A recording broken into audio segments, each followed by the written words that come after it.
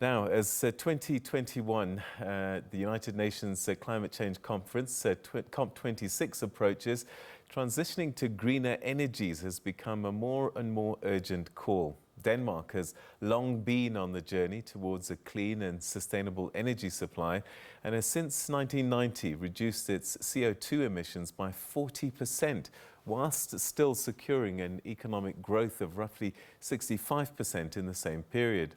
Denmark and South Africa share an energy collaboration, and this week the Director General of the Danish Energy Agency visited the country to meet with partners and to exchange ideas. I caught up with Kristoffer Böttzauw earlier in the week. I know that you're in South Africa with a couple of missions, and one of them is meeting your partners in the South African-Danish Energy Partnership Program. I was just wondering if you could tell us a little bit more about this program and what its aims. Our program is to share the Danish knowledge and experiences of our green transition for the last 40 or 50 years. And you know, Denmark is such a little country, but we are some of the front runners when it comes to green transition, and we really want to share this knowledge so other countries can learn of our do's and don'ts.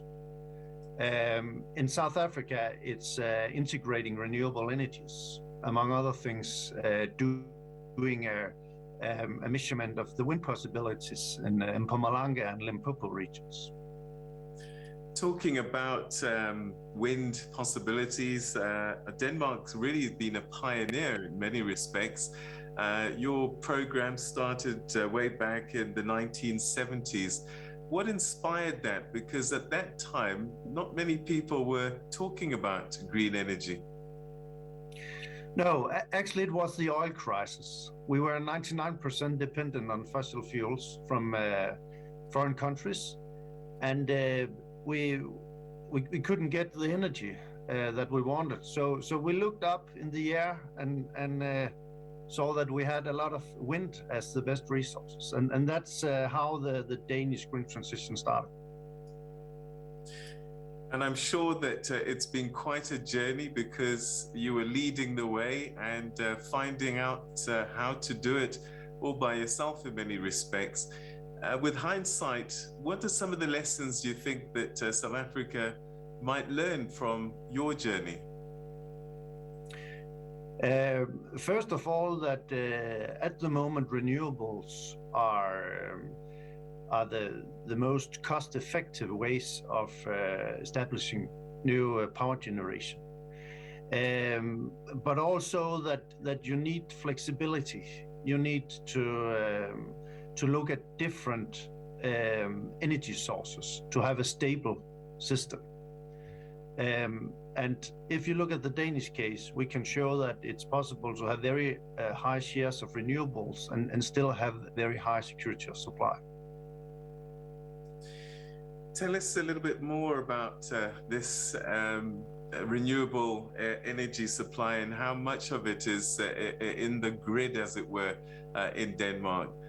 How much of the energy being consumed by Danes is actually from green sources at this time?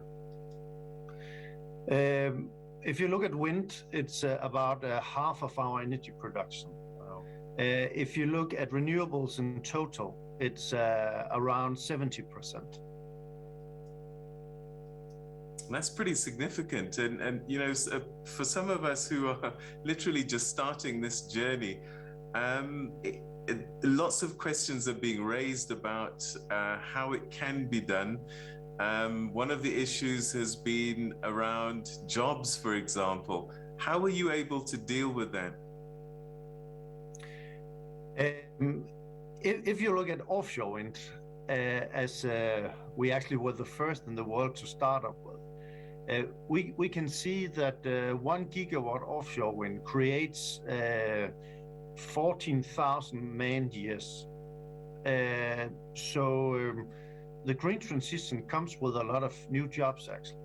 And if you look at some of the the bigger towns in Denmark, they have going from being fishery towns to oil and gas towns, and now they are renewable towns, creating a lot of jobs. So also talking about just transition, the green transition can be just and come with a lot of jobs. Earlier in the year, I spoke to your climate minister, and he spoke about this just transition. And I just wonder if you could tell us a bit more about what a just transition means, particularly in a context like South Africa and other developing nations on the continent. Well, going for green transition, which is needed due to the climate crisis, we need the public support. We need our entire society to prosper and have value in this green transition. And looking at Denmark, I think the Danish case shows that it's possible to create a lot of jobs, give the population a lot of new possibilities. And that's just transition in my view. I suppose what it also means is new skills, training and education for these new skills, new jobs rather. Indeed. And it's unskilled workers, it's skilled workers, it's engineers, it's science. You have all kinds of jobs, service jobs. So I do not think that green energy is different from fossil energy when it comes to jobs. It's different jobs, but you still have all kinds of jobs. That's what we can see in Denmark. You talked about security of supply, and I just wonder how difficult, challenging it might be to integrate all these different systems into a grid over the passage of time. What were some of the lessons that you learned with that? First of all, it's possible to have large shares of renewables, but to be honest, you're not able to compare Denmark and South Africa in total, because we have interconnectors to our neighboring countries like Norway. They have a lot of hydro energy. So we have some kind of a battery in Norway when we need energy. But anyhow, South Africa is much larger than Denmark. So you have a lot of other possibilities that you need to look at.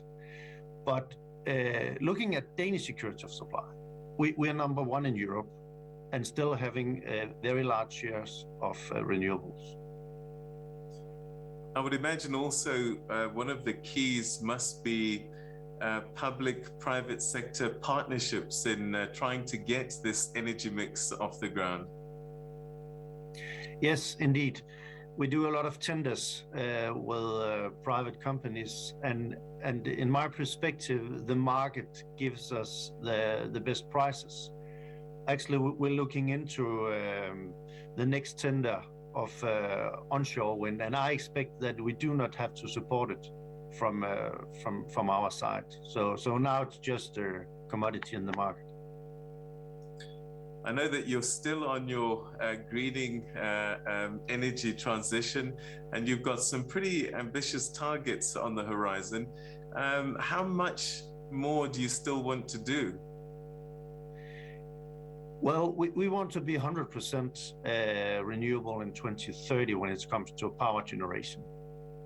And looking at climate targets, we want to reduce by 70% in 2030 and be climate neutral in 2050. Wow, is that attainable, do you think? I mean, I suppose you've already proved a lot can be done, but it's taken a few decades, hasn't it? Yes, it has, but we were some of the front runners. Now I think the technology is in place.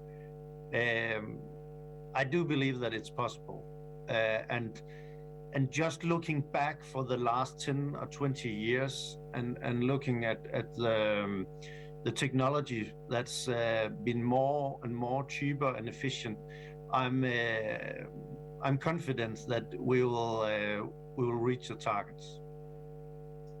You talked about interconnectedness. Do you think that that could be a lesson for us, actually, that perhaps we should be thinking regionally in terms of energy supply? Other countries may have other strengths that we can share ours with theirs as well. I think it's very important to use all the opportunities that you have. But, you know, South Africa is such a large country with a lot of possibilities. So I'm not able to say if you need a lot of interconnectors or you could do it on your own. But you have to use all the sources that's possible. I think that's a lesson from Denmark. All right. You are also speaking at two pretty important wind power conferences in your visit here. What's going to be your main messages at these conferences? It will be that the bad news is that climate change are coming, and they're coming much faster than expected. And the good news is that we have the technology in place, and Denmark is a showcase for wind power, and South Africa could be a showcase for renewable technologies as well. So I'm just supporting you and your green transition. And what should be discussed at COP26 when it comes to issues of green energy going forward? I think we have to call all countries in the world to be more ambitious. We need to do all that's possible. And I just learned 2 days ago that the temperature rise the global temperature rise will double in South Africa. The water, the sea level will rise, and that will hit Denmark more than many other countries. So I do believe that we have a common need for very ambitious targets for all countries in the world.